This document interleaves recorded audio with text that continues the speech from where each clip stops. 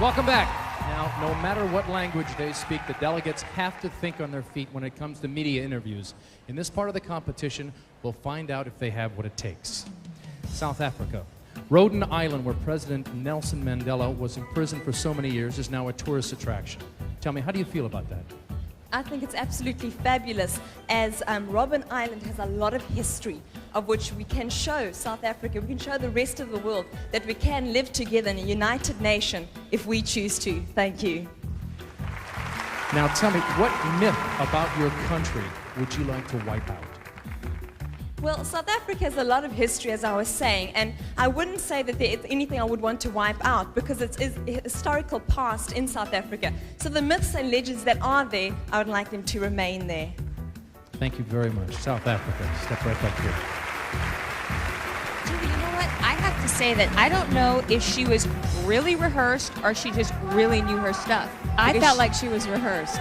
When she said thank you at the end, I felt like that was what she thought she should do. Let's see what the judges thought. Let's go back to Jack and delegate number 2. Venezuela. You're the first Miss Venezuela of color, and you say some people weren't happy about that. How did you get them to look past your color? Venezuela, tú has dicho que tú eres la primera Miss Venezuela que es de color y que hubo personas que no se sintieron satisfechas con eso. ¿Qué haces tú para que vean quién eres tú de verdad y no se fijen en tu color? Pues siempre he pensado que la belleza es interna y no es externa. Y quiero y le demuestro a la gente simplemente cómo es Carolina Indriago, conversando con ellos, siendo no Miss Venezuela, en donde quiera que me pare sigo siendo la misma. Les demuestro cariño, hablo con la gente, les sonrío cada vez que puedo. I've always thought that beauty is internal and not external. So what I do is I always try to be who I am, Carolina Indriago, in the way that I speak to people, in being warm-hearted with them, and that's the way that I do it. Venezuela. Right back up.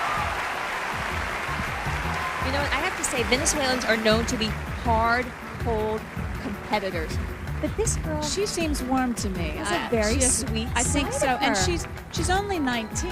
She's one of our youngest contestants. I like her a I lot. do too. Let's go back to Jack and delegate number 3. You're the first delegate in the history of Miss Universe from Botswana. Now, aside from that, how would you like to be remembered? I'd like to be remembered as a pioneer for young women. I was also only one girl in my class in electronics. And I think I want to be remembered as a pioneer in the sense that I paved way for young women both in my country and throughout the world.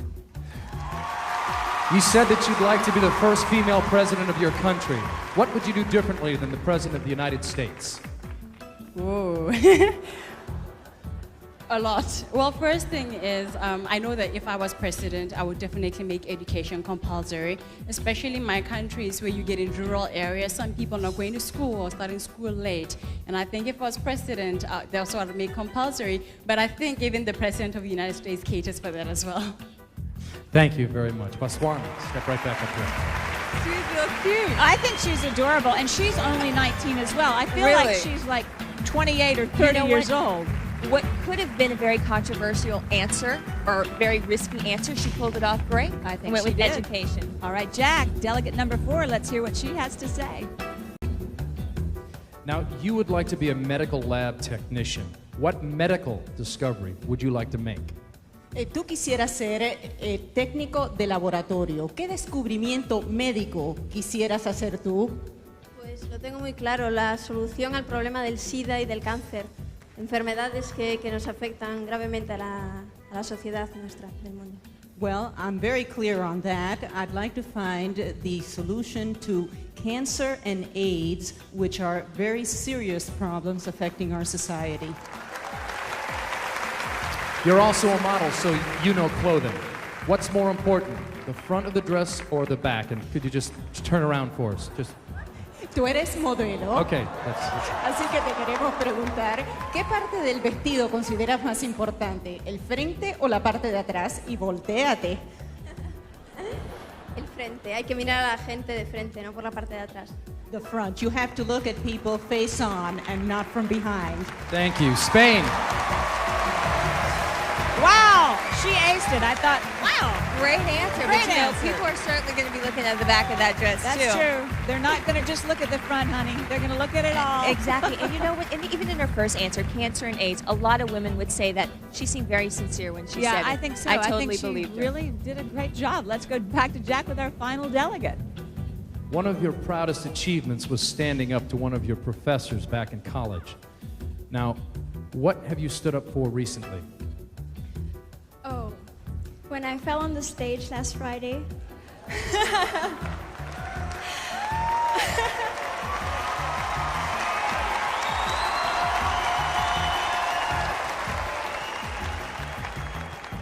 I believe that I had stood up for the rest of the women who have fallen, whether on or off stage. I believe that through this example of mine, I have shown courage and strength of being a woman, of being who I am. And I hope to be a good example to the rest of the women in the world. Thank you. Thank you. Philippines. She has a lot of class, a lot of poise, I think. Loves her, but Julie, I have to say she's working that falling on the stage for dress rehearsal. I'm telling you, next year everybody's going to be falling. I think it was Watch. traumatic for her, and she got a real boost from the crowd. She got it again tonight, so obviously it's Right. working for her. I love her, though. I let loved her me- from the very beginning. Let me ask you this. The women, are they focusing and obsessing on how they look right now, or are they in another zone?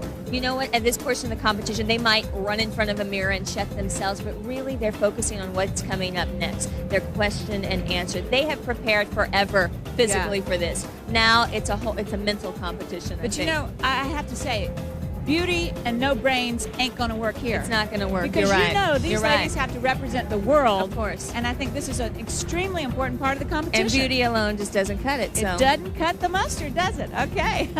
Well, when we come back, the final 3 delegates, we're going to find out.